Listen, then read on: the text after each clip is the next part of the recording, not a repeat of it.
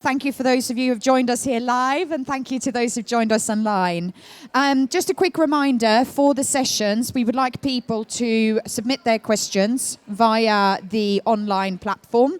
So you can scan this QR code here on the stage or use the link and submitting your questions, and we'll ask them at the end. But without further ado, I would like to introduce our next speaker, who is Pritesh Mawdi, Head of Technical Support and Development for ShockLogic.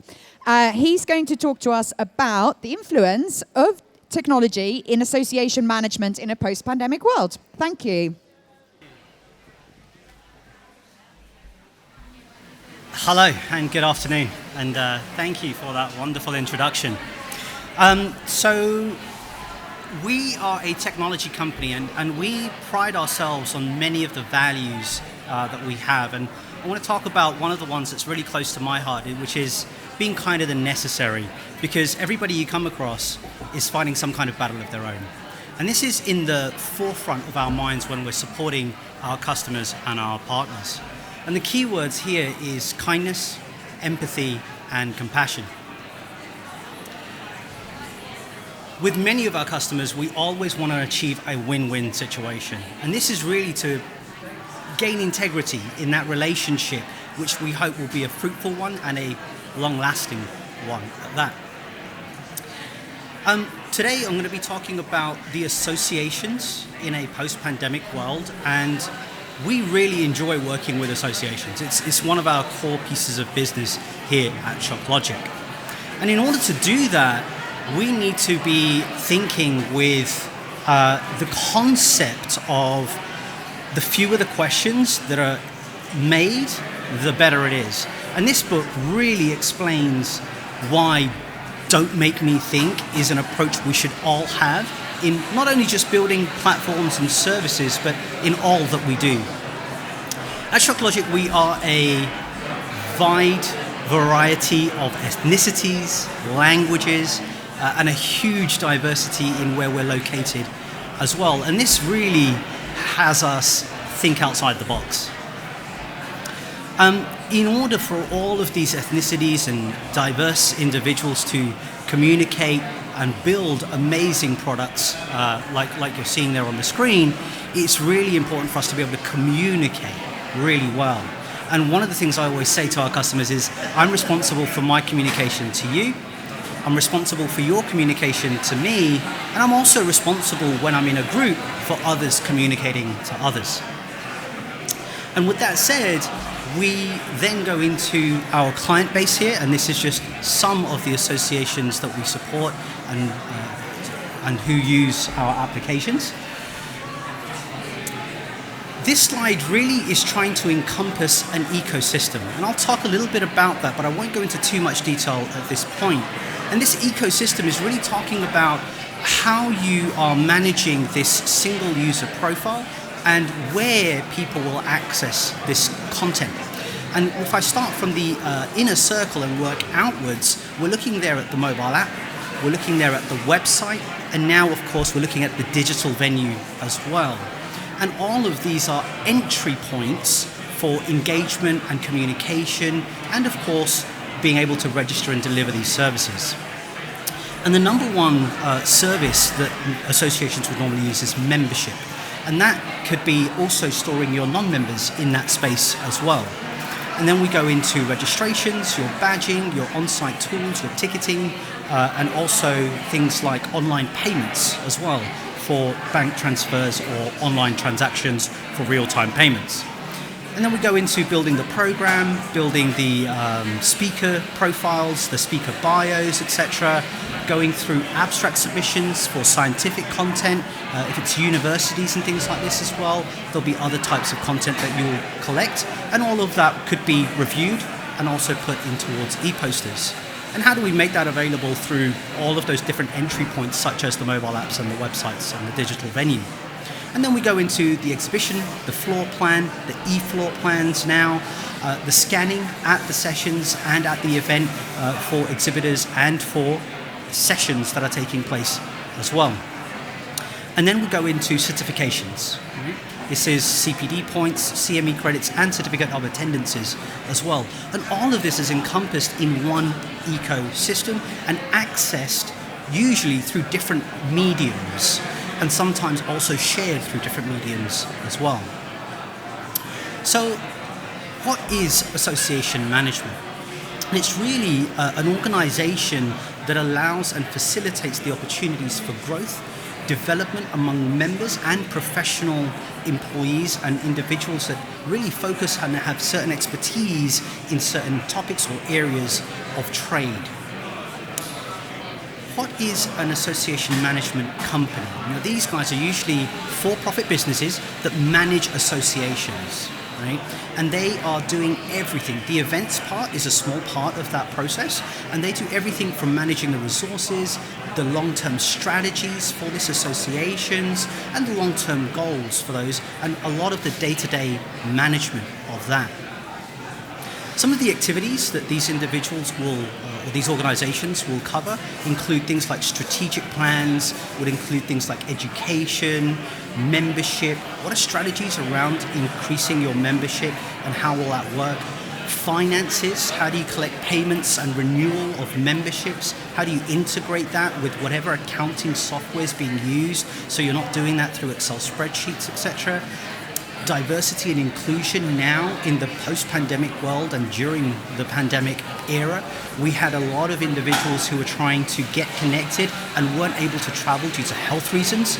And now the platforms have really become available and technology has supported that growth. And the key thing there is the technology has not only grown, but also the technology providers have had to educate how it's possible to make those things happen. Sustainability, making paperless events is also really, really important for these types of associations, just because they're getting content out there in a much more dynamic and through many different platforms such as the mobile apps and the websites. So why are these activities important, and how can technology make their lives easier? So there's a long answer here, and I'm going to try and break this down into different areas. So, of course, the first area here is membership. How do we support membership? How do we increase revenue through membership strategies? Education. How do we provide tools for people to come and join and learn and collaborate with others in order to gain knowledge and information in order for them to become a better version of themselves and in order for them to be able to produce and better the work that they're doing? And then we go on to inclusivity, which is having members around the world and also non-members around the world engaging through the website, through the digital platforms, and through the mobile apps as well. And then sustainability, talking about those paperless events, removing the days of printing books and leaflets and pamphlets and trying to make that content available digitally. There is a CRM as well, and there is a difference between a CRM and a membership management system, okay? And it's really important to understand that. What is a relationship management tool and what is a membership management tool? And a relationship management tool is really the communications, the phone calls, the pre-bookings, etc., and a management tool of data that is being stored about a human being and what GDPR consents you have around those, etc., and then how we communicate their renewals.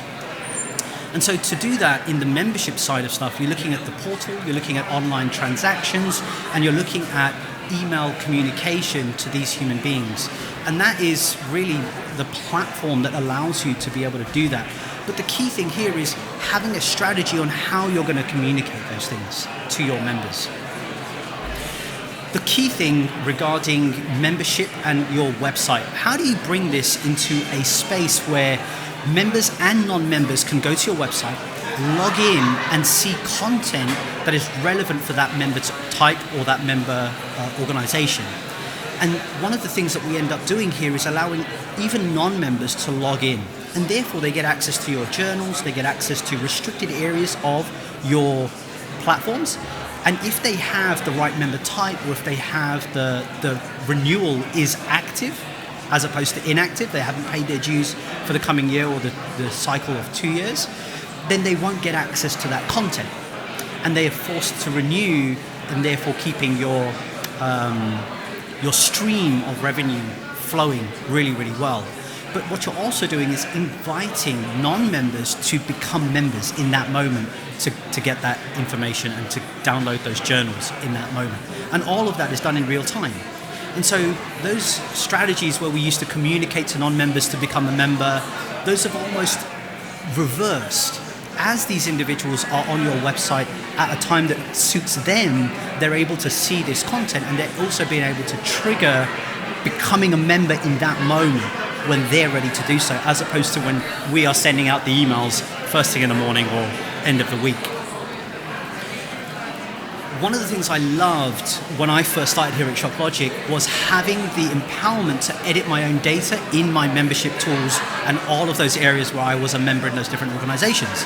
And many of those I had to send an email back in the day, I had to make a phone call back in the day, and those things have changed. We're now giving more and more responsibility to the individual to manage their own data, to upload their own documents, to manage their own memberships, when and how they renew, and what credit card they're going to use to renew that with as well. And that's really important. And then it's to manage those memberships and those subcategories of memberships, and how do you communicate with all those different subtypes of categories or member types. And what we're seeing here is a platform that allows you to be able to filter data through many different, let's call them data points. So statuses, categories, member types, if they are part of a particular interest group, if they are experts in certain areas, you'll be able to filter out through those individuals and be able to communicate with them respectively about whatever it is that your next campaign is. And that's really important, and that's what makes a membership management system different to a CRM system.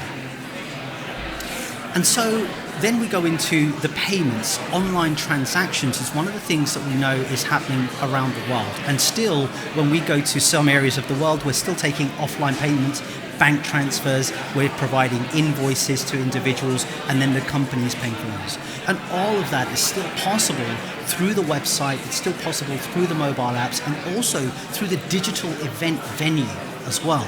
And you can make all of that happen if you're asking the right questions to your technology providers. Key features that an association management will look at here is really the data of their members. Are you storing things like date of birth? Are you storing things like mobile numbers? Are you storing their home address and their work address? Are you storing their invoice addresses, right? And this is really critical information for you guys when you're building that registration form or when you're inviting them to register. What data do you already have that you can already make available at the point of registration? And what data do you need to collect because you don't have it for those individuals? And that will guide you also on what fields you want to make as required when you're collecting that type of information. Once you've got the right information, then it's to be able to communicate to the right people through all those different filters that I was talking about and all those different subsets of data that you should and would want to be able to drill down into. And then of course things like ticketing and then the financial management of an event is huge for an association company. They will do lots and lots of events, and so you want to be thinking about how can I integrate this online payments to my back-end finance tool, whether that be SagePay, whether that be Xero, whether that be QuickBooks, whatever it may be for your organization. You want to think about how do I automate that process of making that life and that job much easier. And then of course, the reporting. What are the benefits of using these types of platforms? And the key ones here are really accurate data. Having accurate data is probably the most important thing regarding managing an association in this post-pandemic world. And what we found previously, before the pandemic, was a lot of people weren't collecting this type of information. In fact, it wasn't even a required field. And so we went through a process of making required fields, we went through a process of why that data is so important and why we'll need that much later on when we're giving out, for example, the exhibitors the lists of the data of the people that attended physically, but also virtually. How do you concatenate all that data and give it back to them? And also allowing your members to become self-sufficient is also really important. We want to remove the element where they call you or email you to change their name, change their address, all of that kind of stuff. You want to be allowing your members and non-members to log into the platform and make those changes themselves. And then finally, that communication strategy that I was talking about. And there's so many small steps you can take on the website, in the digital platforms, that will really allow you to communicate in the opposite direction. And the key point there is, when the human being is at that site, they're being prompted to take certain actions. They're called call to action, right? And you'll see this as a phrase. If you Google call to action, you'll see that as a phrase, and it's a really important one, because after any piece of content that's been read from your website or from your communication, the next immediate thing is for them to take some action. And so how can tech revitalize that? And building engagement within your community is, again, something that we should be doing not only just before the event, during the event, but also after the event, all the way through till the next event, right? And we call this drip feeding content, right? You want to be able to find speakers or content that you can actually engage communities with online, and then have them talk to each other about that. And then create forums for them to be able to meet each other, including one-to-one meetings. Think about how you can have on your website the possibility of two members being logged in, recognizing that they're both online at the same time, and then allowing them to communicate and network with each other. Optimizing your membership experience is, again, one of those strategies that you want to think about. I just gave you the idea there of how we would have members on the website talking to each other. Another one would be, for example, having them communicate in the mobile app after the event as well. So many organizations shut down the mobile app after a week or 2 or 3 weeks, or leave it there up to a month and then advise everybody to go back to the website. Now, the downfall of that is the website isn't having that networking space, but the mobile app is. And so how do you bring the networking space from the mobile app into your website, recognize that two human beings are logged in with the same interest groups, and have them communicate through that space? It's going to be really important. And then having a rational approach, right? You want to think about what are the key pieces of information for your organization, and what are those pieces of information that will actually give you return and value, and of course the members the value that they are paying for. In the last 2 world crises that I've known, the associations have never shrunk. They've either remained the same or they've grown. And the reason they've grown now is because people aren't worried about how do I access this event physically, they're worried about how do I access this event virtually. And so there's more Googles happening around these types of events that they're interested in or they're members of, and they're able to register to those through that platform. And one of the key things many of our customers have done is on the main page of the website, they've simply put a banner there that says, attend the next virtual event that's on this date at this time. And then they partner with tech companies to provide those types of solutions. And be realistic. Sometimes we set the goals, yes, we want to do the networking, yes, we want to do the virtual event, and yes, we want all the bells and whistles, etc. But be realistic.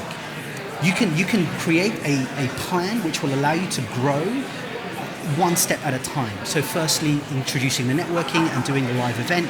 Later, introducing the exhibition plans and all of those types of things. And then how do you get that into ROI for each one of those exhibitors and yourselves as an organization?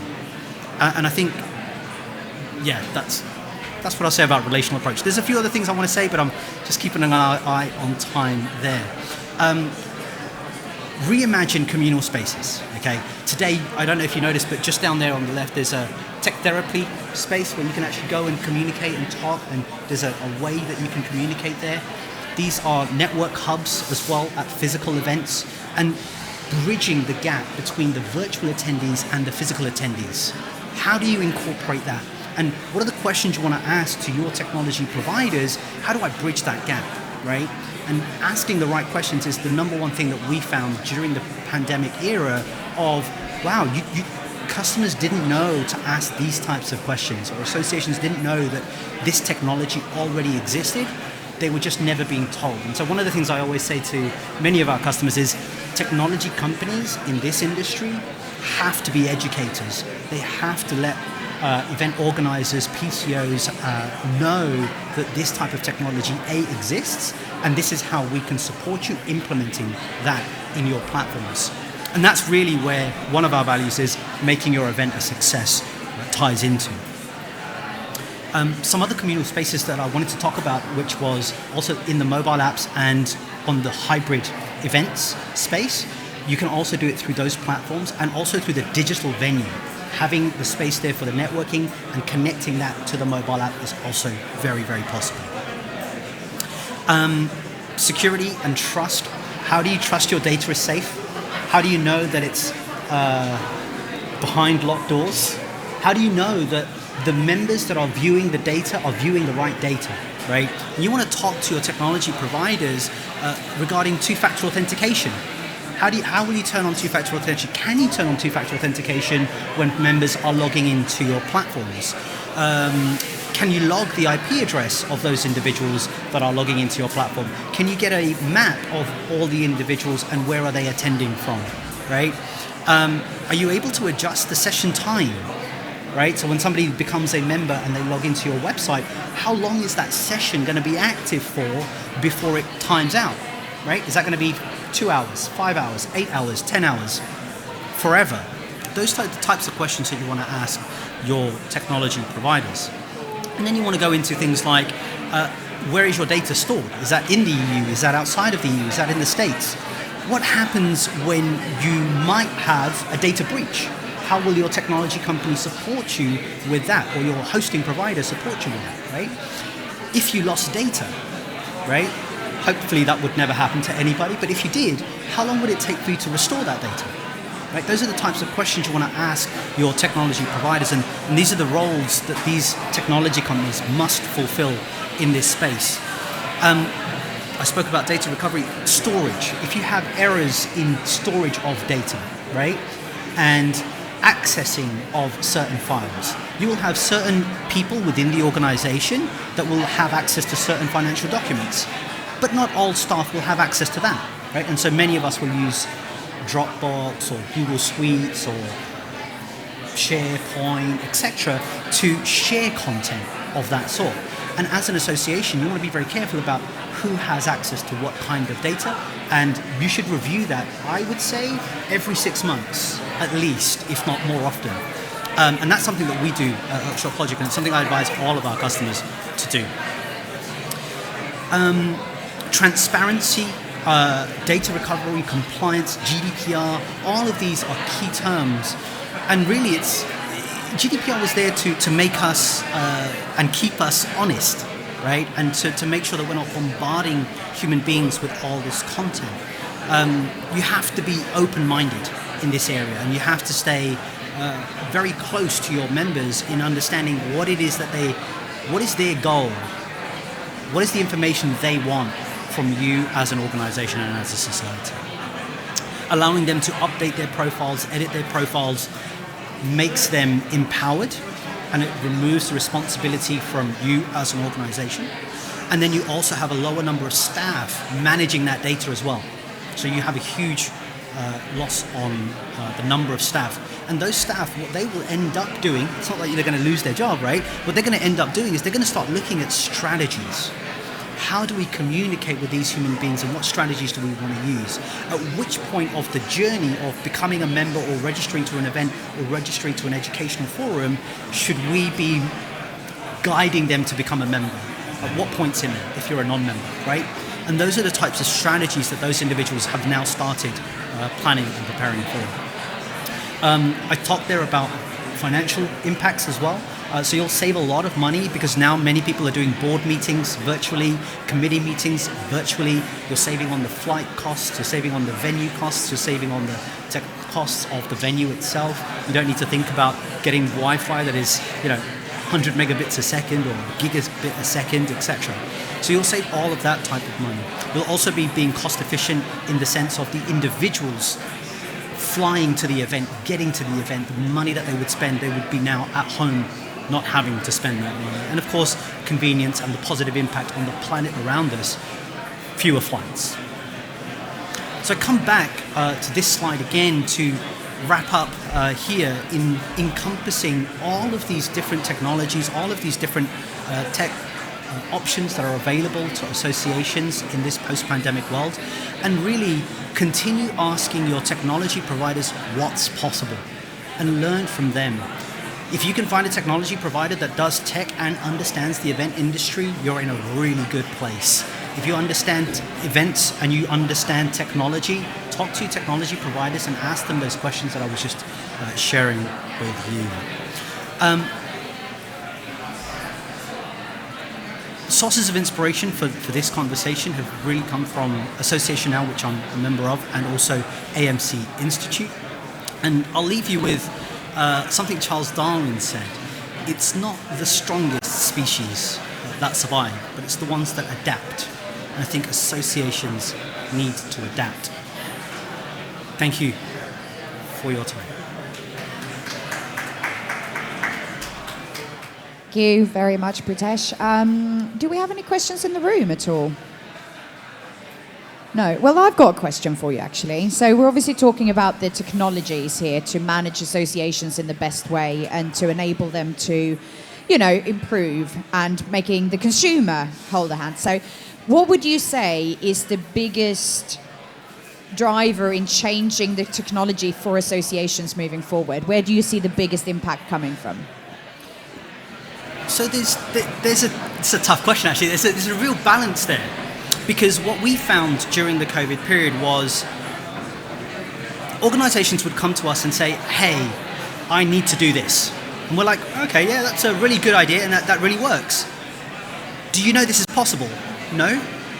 And so we went into a 45-minute, 1-hour conversation on, hey guys, this is possible, this is possible, this is possible. And actually, it's not going to cost you that much more, right? And when they learned that and they understood that, the strategies came naturally.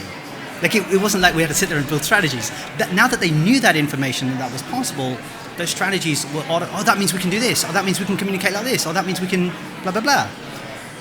And then comes the other way where we go to associations and we say to them, hey, look, have a look at these platforms.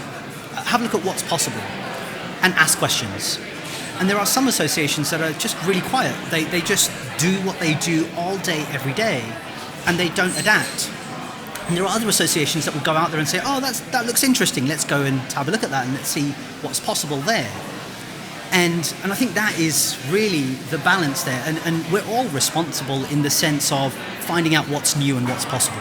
I don't think we could put that on the association or on the technology company. But as a technology provider, I would say we are responsible for communicating to you what's possible at least, and then you're free to make a choice. I would agree, and I think technology before was seen as a way of communicating your strategy, whilst now it's an integral part of anyone's strategy. So, any other questions? In that case, thank you so much, Pritesh. Thank you for being with us today. Thank you, everybody. Thank you.